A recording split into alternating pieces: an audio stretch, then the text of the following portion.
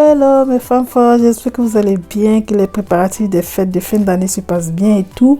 Et si ça ne va pas, j'espère surtout que vous n'abandonnez pas, ok? Voilà, aujourd'hui on se retrouve pour réaliser ces petits panini sans gluten, sans lactose comme d'hab. Allez, tout de suite en cuisine. Il nous faudra donc 150 g de farine de riz, 50 g de farine de teff, 30 g de farine de quinoa, ensuite 200 g de fécule de tapioca.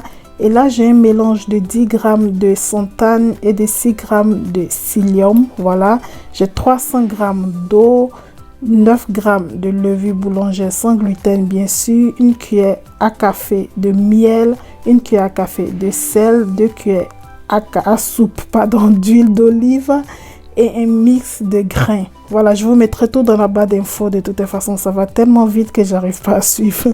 Donc là, je commence par mélanger toutes mes farines, c'est-à-dire la farine de riz, la farine de teff, la farine de quinoa, le fécule et de tapioca, voilà, et aussi le mix des santane et des psyllium. Voilà, je mélange tout avec mon fouet. Ensuite, je prends mon eau dans lequel je vais venir rajouter mon miel et aussi la levure boulangère. Voilà, donc je mélange d'abord le miel et l'eau et ensuite je vais rajouter la levure boulangère et faire fondre le tout.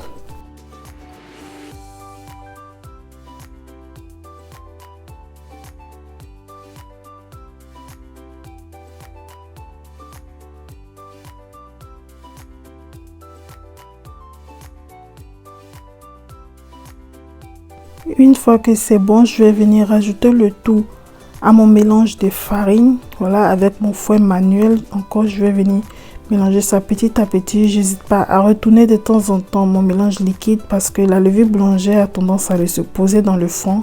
Voilà, donc je remue bien le tout. Ensuite, je mélange un peu grossièrement comme ça avec mon fouet manuel. Voilà, je le retire. Je vais ensuite prendre le batteur électrique pour travailler ma pâte. Au début, la pâte va être très dure à travailler, assez épaisse et tout. Mais ne vous inquiétez pas, continuez à la travailler. Au fur et à mesure, au fait, elle va se ramollir. Et elle sera très facile à travailler. Vous verrez au final. Il faut vraiment la travailler pendant, disons, 5 minutes. Je l'ai travaillé 5 bonnes minutes. Voilà.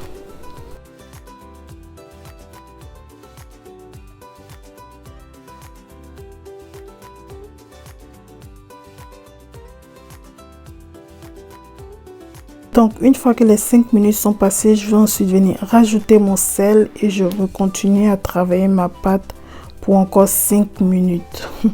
Voilà. Si vous voulez vraiment que le goût du sel soit accentué, n'hésitez pas à en rajouter plus. Avec une cuillère à café, disons qu'on ne sentira pas vraiment le goût du sel. Si vous voulez vraiment le pain bien salé et tout, n'hésitez pas à rajouter un peu plus de sel.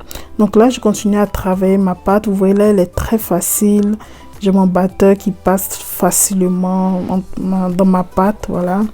Je vais même toucher, vous voyez là, elle est très collante. Donc là, je vais venir ensuite rajouter l'huile d'olive et je vais retravailler encore ma pâte pendant 5 minutes. C'est une pâte qui se travaille pas à la main, en fait. Voilà, donc on y va pour le batteur à gogo, quoi.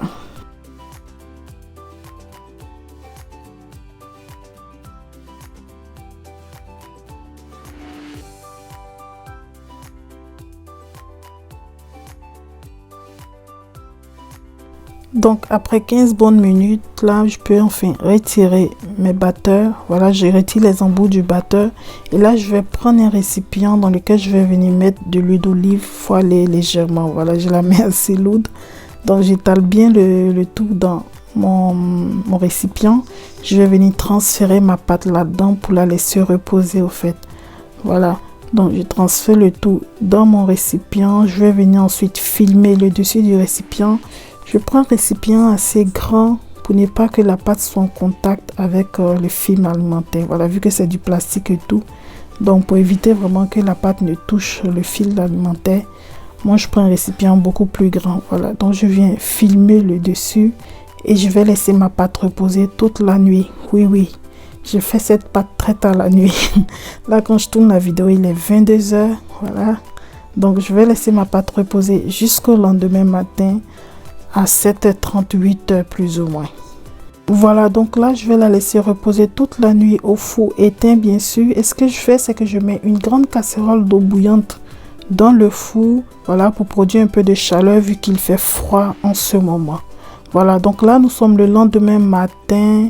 Je sors ma pâte, j'essaie de récupérer un peu d'huile vu que j'en avais mis beaucoup dans mon récipient. Donc, je viens travailler un peu ma pâte à la main jusqu'à ce de la réchauffer un peu. J'ajoute un peu d'huile sur le tout pour éviter que ça colle.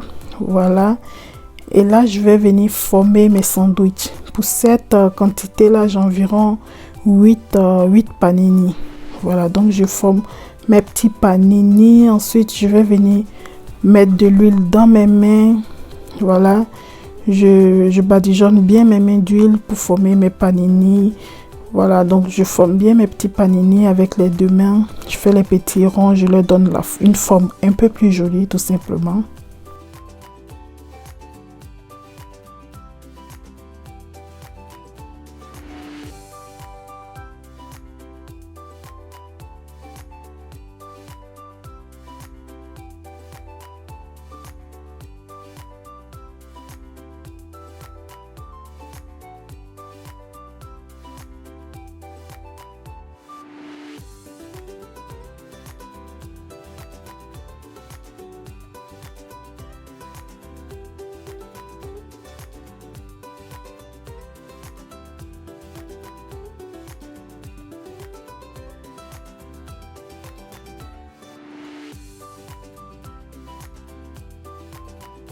Une fois les panini formés, je prends ma plaque à cuisson dans laquelle je viens mettre du papier sulfurisé et ensuite je vais venir placer les différents panini à l'intérieur. Voilà.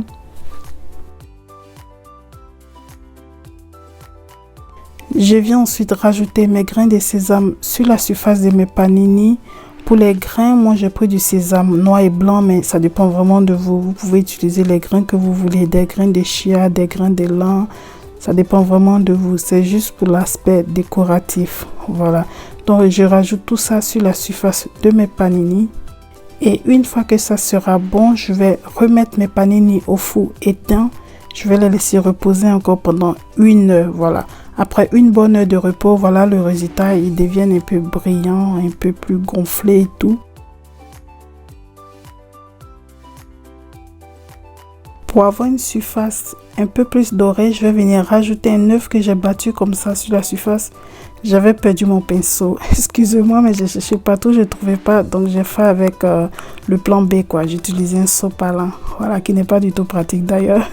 Donc après ça, je mets mes panini au four à 200 degrés pendant 30-35 minutes. Voilà, donc là j'ai des jolis panini bien dorés, bien croustillants et tout. Si vous voulez qu'ils soient un peu plus moelleux, vous pouvez rabaisser la température du four les 20 dernières minutes de cuisson. Voilà, vous rabaissez au fur et à mesure de 10 degrés jusqu'à ce que les panini soient bien cuits. Donc voilà mes femmes fortes, j'espère vraiment que vous avez apprécié ce petit partage. Si c'est le cas, n'hésitez pas à me mettre un pouce bleu vers le haut et surtout à vous abonner pour recevoir les notifications à chaque fois que je mettrai des nouvelles vidéos. Je vous fais plein de bisous et je dis à la prochaine pour une nouvelle vidéo. Ciao, ciao!